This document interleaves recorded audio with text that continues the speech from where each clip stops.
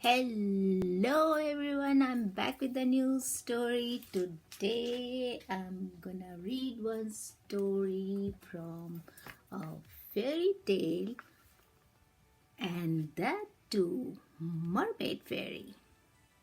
So let's begin the story.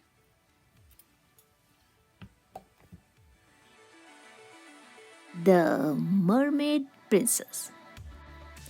In a tropical ocean lay a small green island surrounded by sandy beaches and a coral reef.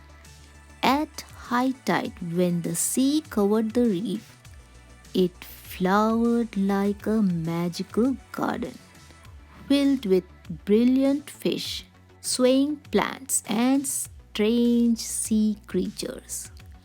There was only one house on the island. In it lived two children, John and Wendy, and their parents. It was a holiday time. John and Wendy's father spent all day in his boat fishing, and their mother was busy writing a book. Wendy was recovering from the flu and was too weak to do anything. She just lay on a couch gazing out to sea or down into the big coral pool not far from her window. Nothing seemed to interest her. John spent his time wandering over the reef at low tide when he found something really unusual. He would bring it inside to show Wendy.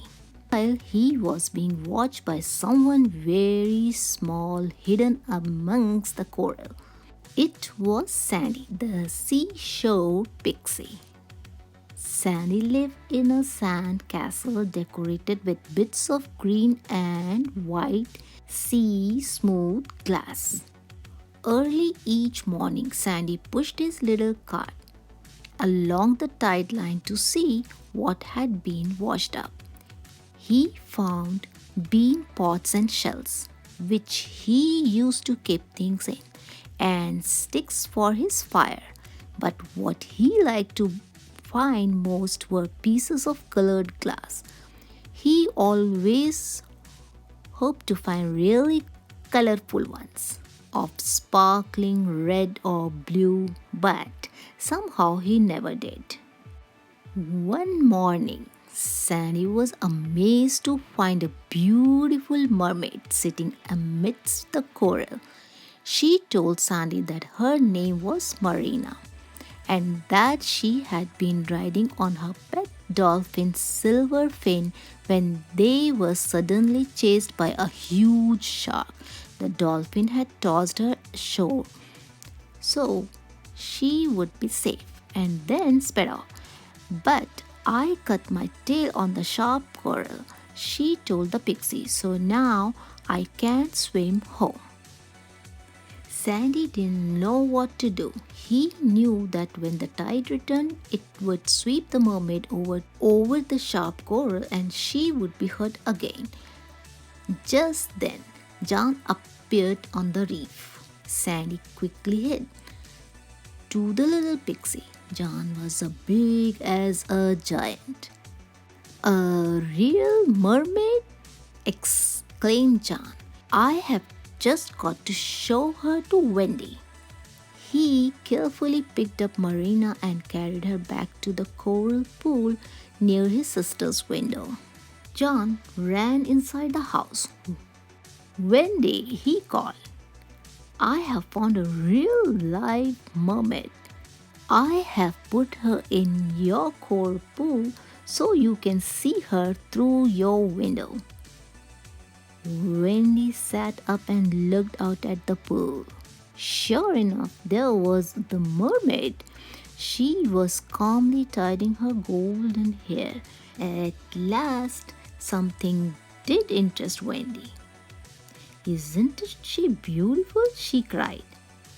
Yes, but we must keep her a secret, said John, or she might be taken away and put in an aquarium. That night, when the moon had risen high in the sky, Wendy woke with the start. She looked out of the window. Yes, the mermaid was still there, and she was talking to a tiny figure. Wendy got up rather shakily and tiptoed to wake John. Together they slipped out of the house and down to the coral pool. At first, the mermaid and Pixie were too shy to answer John and Wendy's eager questions. Please talk to us, Wendy begged. We only want to help you. So Sandy introduced himself and Marina to the children. Then Marina told them her story. Somehow we must tell Marina's people where she is so they can come and fetch her, said John. When she had finished, I could go, said Sandy. I have a boat. Sandy said he would anchor his boat at the edge of the reef and dive down to look for the mermaid's underwater city. But how will you breathe underwater? Asked John. Seashore pixies can breathe underwater as well as on land, Sandy replied.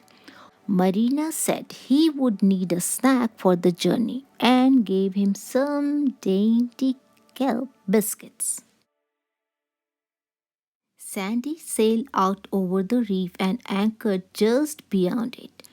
Then he bravely let himself sink down through the dark water till he landed on the seafloor. With each surge of the sea, he could hear a bell softly chiming. Faint lights glimmered in the distance. Sandy set off over the sand towards them, feeling sure they were coming from the underwater city. He walked all night. When the sun rose, a soft radiance lit the underwater world. Sandy could now see huge shipwrecks on the seafloor. Not far from them were open treasure chests which spilled jewels onto the sand.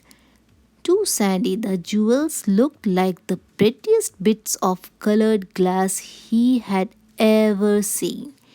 He longed to pick some of them and take them home, but he didn't because he felt sure they belonged to the merpeople.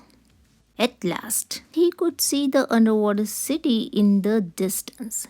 He was almost at the end of his journey. Suddenly, shoals of fish swam past him. Look out, here comes the shark, they called. Sandy just had time to hide inside an empty giant clamshell before the shark spotted him. You'll have to come out sooner or later, the shark snarled threateningly. Poor Sandy felt very frightened. He suddenly realized that he was starving. Then he remembered Marina's biscuits, which he ate straight away.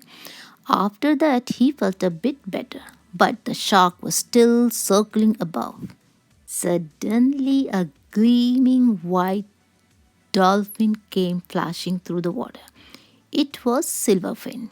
He made straight for the shark, followed by many other dolphins. The shark realized he was outnumbered, so he sped away. Sandy crept out of his clamshell and gratefully climbed onto the Silverfin's back. Then Silverfin carried him swiftly to the city of Merpeople. Before long, Sandy was telling the merpeople about what had happened to Marina. It turned out that she was a mermaid princess, the youngest daughter of the king. Take us to her, said the king. So Sandy proudly led the way on Silverfin, with the Mer King and the Marina's sisters and brothers following on their dolphins. At last they came to Sandy's little boat. He clambered aboard it and carefully steered it between the jagged pieces of coral till he reached the shore. There he found Marina anxiously looking out to sea. He told her that her family was waiting for her beyond the reef. But how can I reach them? She cried. Coral is so sharp. Just then, John and Wendy came running down. They had seen Sandy returning in his boat. I'll carry Marina out to where the water is deep enough for her to swim safely, John said. Wendy stood on the beach with Sandy and watched as John carried Marina out over the coral. When they had gone beyond the reef, Marina said, "Thank you so much. You have all been so kind to me." Then she slipped from John's arms. With the splash of her gleaming tail, she was on her way. Marina joyfully greeted her beloved dolphin Silverfin and was soon surrounded by her family and friends. It was a sight that John and Wendy would never forget.